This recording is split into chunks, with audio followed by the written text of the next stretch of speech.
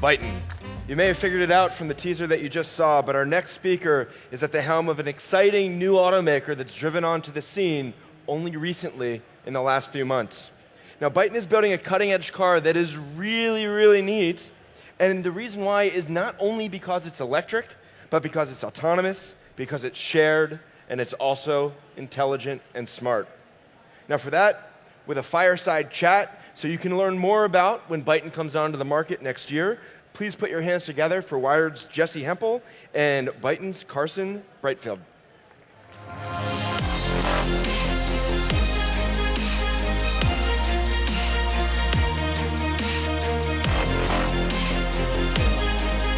All right. Hey, everyone. I'm Jesse. This is Karsten. Not that you would be confused about who is who.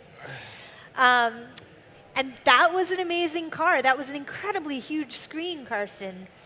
So tell us, where did the name BYTON come from? Actually, there's an official story, and the official story, we just sit together and created the name based on some criteria. But the real story is different. So as any company, we hired an agency first. They came up with thousands of proposals. No one really worked out. And at the end of the day, our VP of marketing had breakfast with one of the colleagues, and they summarized again, asking, what are we doing? And then they came to the conclusion, what we are doing is bytes on wheels. And then they said, okay, bytes on wheels might be a bit long, so BYTON, and this is how we came to BYTON. I think you should go with the unofficial story. It's a better story than the official story. So let's start with your business model. What are you trying to do with BYTON? So BYTON has three different areas of business. One is we are going to create the first real smart device on wheels. It will be a smart car. But as you know, selling cars, the margin is not very high, so there are two additional areas which will become more and more important over time. One is using this smart car as a platform and then make business with our customers, so we can sell them services, digital content. And the third one is we definitely want to step into the area of shared mobility. So we are going to operate fleets of our product using a Uber-style business model maybe to offer mobility to people. So we're going to talk a lot more about this idea of smart car as platform, because we really want to unpack that.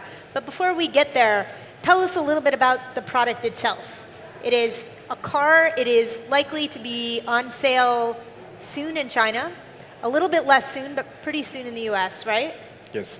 So covering the product very briefly, it is a car. It's still a car. Yeah. One of the challenges is why you need the excellence of premium car industry to realize it, to be able to produce it in volume, quality, target cost. Yeah. It is premium. But if you go to the inside, then you will see a digital lounge. So it's really smart. Big screens, tablets, high-speed connectivity. We will go to the market end of next year, end of 2019 in China first. We will come to the US mid of 2020, and we'll go to Europe in the second half of 2020. And why China first? Because China is the fastest growing market. And in China, the people are very, very open to new technologies. So imagine we do something very new. We have these big screens, these tablets, and it's very different from what you see today. And if you go to Europe, for example, many people will say, oh, this is interesting and nice, but should I really buy it? Let's wait, and so on. In China, people say, oh, great, where can I buy it? They are really open to new technologies. The new thing, the new thing. Well, I think in the US, we're fairly open to new technologies as well.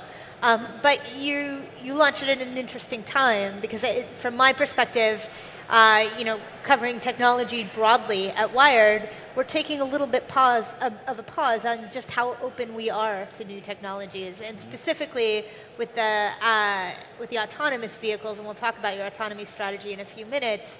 We had the Uber accident, we had the Tesla accident, and everybody is taking a moment to see if the regulatory environment perhaps is going to shift, if consumers' sense of new as safe as new is going to shift. Do you think that that's going to impact what you're trying to do at all? I think it will not impact us too much, because there's one reason why we founded the company in China and why we are rooted in China. In China, four very important factors are coming together. It's the market we just covered. In China, there's a strong political willingness to make it happen. This is very different from the rest of the world. If Chinese government has a plan, then they decide and execute. This is different than other parts of the world. Yes. In Europe, we discuss 10 years, and then we do 10%. In China, you discuss, you decide, and you execute. Yeah. Then there's a lot of money, investors being prepared to invest in early stage companies. And in China, things are moving quite fast. So yeah. they are setting the direction, and it will be our biggest market. I think there's a quite good chance in California, in the US, and mainly in California, to follow quite fast. Yep. It will be a bit more difficult in Europe, I think. Yep, I see that. And we were talking earlier about how when the Chinese decide that there's going to be a city that is fit for autonomous vehicles, yes. They just roll out the city. So speaking of autonomous vehicles, you guys have a strategy, a partnership with Aurora. Do you want to tell me a little bit about that? Yes, sure. So we are going to launch our vehicle end of next year with level 3, with a level 3 autonomous system. Got it. This is the only thing we can do and one can do by end of next year.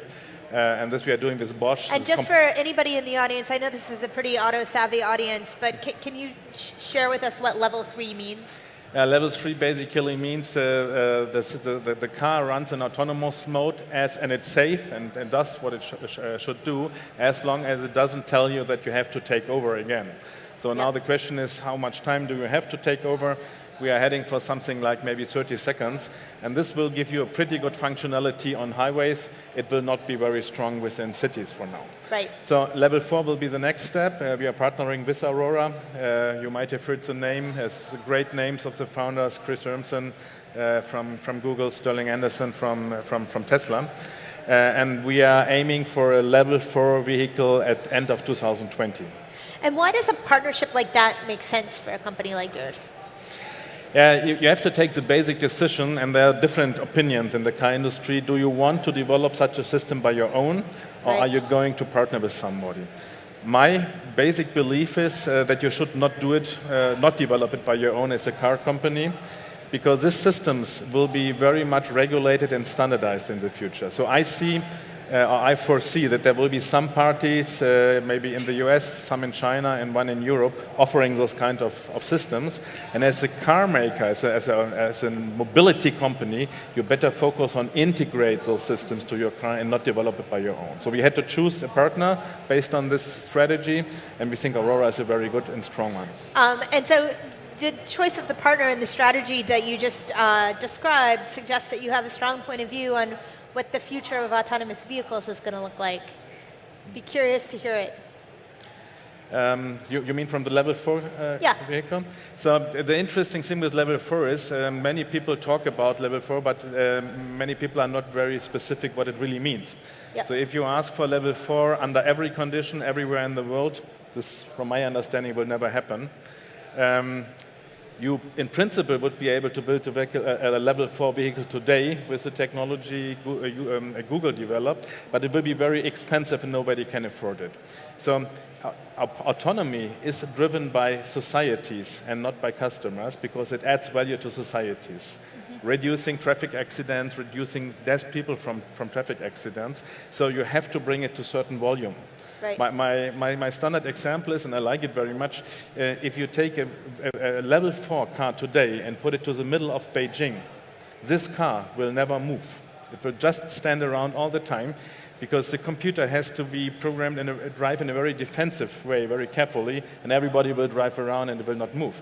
If you put 10% of the vehicles of Beijing in autonomy, it might start, and 50% would be great. So it's all about finding a technology which from a cost perspective, can be accepted by people and grow to volume fast. Got it. So you began by describing the smart car as a platform. What do you mean by that?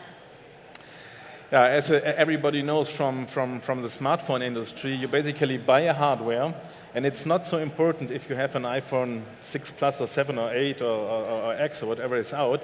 The really important thing is that it is connected and that you can download the latest functionality at all time. And the car industry today works very different. Today, 2 years before production, you have to fix everything. You have to fix the hardware, you have to fix the software, then you do quality, and then you launch it.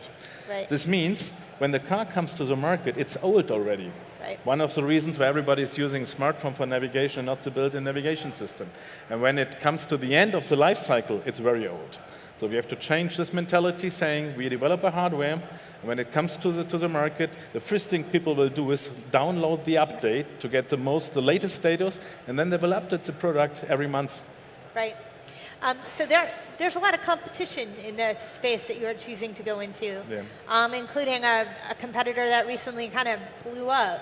And I wonder if you might share with me, like, what differentiates your strategy that makes you think that BYTON has a real chance to own this part of the market? There are a lot of factors. First is, if you look to our company, you will find that we have a good combination of people really experienced in premium car industry, so people know how to engineer, industrialize cars in quality and volume. On the other hand, we have talents from Apple, from Google, doing the smartness of the car. So if you look to the team, you might find that this is the strongest one among all the competitors. More important for the business model is we have two core values of our brand. One is being approachable, the other one is being affordable. So we are going to sell this car on a base price of $45,000 US, and this means it gives us a potential to grow to volume quite fast, because it's a very affordable price. And in car industry, to be successful, to make money and to create quality, it's all about volume. Right. So this is the second factor. And the third one is, at least compared with all the new companies, our product is a global product. So it can be homologated in China, in the US, and in Europe. Right. All the other new parties are concentrating very much on one market, which mostly is China. So, Carsten, that makes me want to take a pause here and ask a little about you as the founder of this company. This is your first startup, right? And startup is an interesting word for what you're doing, I would say, because most startups don't start with a massive infrastructure expense, like, say, a factory in Nanjing. So how did you get here?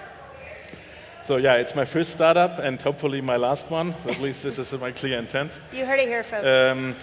And you are right. To some degree, it's a startup when it comes to fast decision making, to be passionate, to maybe take some risk. But to some degree, it's not, because we are talking about investment of $1 billion in a plant. We're talking about investment of $1 billion in developing a product. So you cannot do the typical startup approach. Try something. If it doesn't work, then change it. Now, why did I leave BMW? It's very much related with why I think this company can be successful. And you were at BMW for how long? I have been with BMW for 20 years. Yeah. I had the honor to be responsible for the BMW i8 program. This was my last job. Very, very exciting, let's say. And so I realized where the future of mobility and car industry will go to. And you can see two branches today. Some companies doing pure electric cars. The other one go towards smart cars and new business models. And the traditional car makers, most of them at least, they go towards just electric cars. And I wanted to take the path towards connected cars and new business models. And why can we be successful in setting up a new company in this area? We have two very big advantages. And this is startup culture. We can be fast. All the people I need to take a decision on the product and on the business, they are all around me. So we can sit together and decide. And I don't know if you know how this works in big corporate organizations. The most of the time, they are losing in making decisions, because you have to talk to hundreds of people, go through many committees to make a decision. Yeah? And this is the first difference. And the second one is we don't have any heritage. So the big companies, they have 100 years of experience, people, assets, and so on. We can just do what we think should be done, and this makes us fast and hopefully successful. And how old are you guys? I'm personally 54 years old. No, sorry, not 55 yet. And we have a very good combination of experienced guys, great leaders, of people having 7 or 8 years of experience. This is what you need in car industry to be experienced. And a lot of new young talents which are very passionate and bringing in new ideas. And in addition to your own personal age, how old is BYTON. How long have you guys been around? Not very long, right? No, we set up the company 2 years ago, Yeah. so it's only 2 years now. And it's really interesting. At the beginning, we came up with a business plan, as every startup, and then you look at it and think, okay, it can happen because it's all reasonable. Yeah. But then you see it happen over time. And we are really excited and to some degree proud. You know that we launched our first product. We showed our first product at CES in January in Las Vegas, Right. recently in Europe, and last week in Beijing and China. So at the beginning of our conversation, you said that you were also prioritizing getting ready for shared mobility. Yes. And I want to know what shared mobility looks like to you. Yeah, shared mobility, in my view, it is if you combine the apps which Uber, for example, has today with a product which is designed for shared mobility. I will come back to this in a second, what it means. And ideally in autonomous driving mode, then you can create a company or a business unit selling mobility to people, and this will be the business of the future. Prepared for mobility from a product side means that the product should feel for the people as it was their own product. But one of the reasons people don't accept it today is every time you call a Uber or make use of a shared car, it's very different. So you don't feel. You don't have your music, you don't have your communication, you don't have your data on it. Our BYTON, and already the first one, has a face recognition camera. This camera recognizes the driver, it creates a profile of you in the cloud if you want, and then all the configuration of the car, the digital content is all stored in the cloud. So imagine you enter this car, you use this car first time in New Orleans today, tomorrow you fly to Beijing, you take a BYTON, the car will recognize you, will download your whole profile, and it will feel like your own car. This is one of the technical features which really prepares it for shared mobility. So any car can be your car, knowing you as well as the one in your garage. Correct. At least any BYTON worldwide. Okay, so but how do we get there? Like, what do you need to be different in order for us to move into that reality? Yeah, first of all, we have to be successful bringing our product to the market. We get great feedback from, I can say, from the whole world. The markets are expecting the product, but now within the next 18 months, we have to make it happen. Right. And this is still some way to go. It's still some challenges to solve because industrializing a car is one of the most complex jobs you can find in the industry. Then obviously we need political support. We need to set the boundary conditions from the regulatories to make autonomy happen in the future. This is very much advanced in China, and I think it will come in the States as well. Yeah. And at the end of the day, we will need a small portion of luck to be successful as for everything. I'm glad to hear you own luck. People don't own luck enough. Okay, so as we wrap up, I'm going to leave you with one magic wish. A magic wish for anything in the industry to change, any person to go away or person to join your team. You name it, but you only get one. So you want to have one name? Yeah. Well, definitely, I would like some persons to disappear or to change their behavior, but I'm not going to name them here. I'm very happy with the team we have on board because we have the greatest people.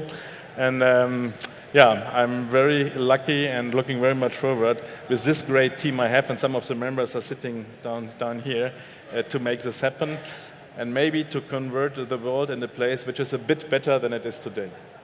Well, thank you for that. With that, Karsten, BYTON. Thank you.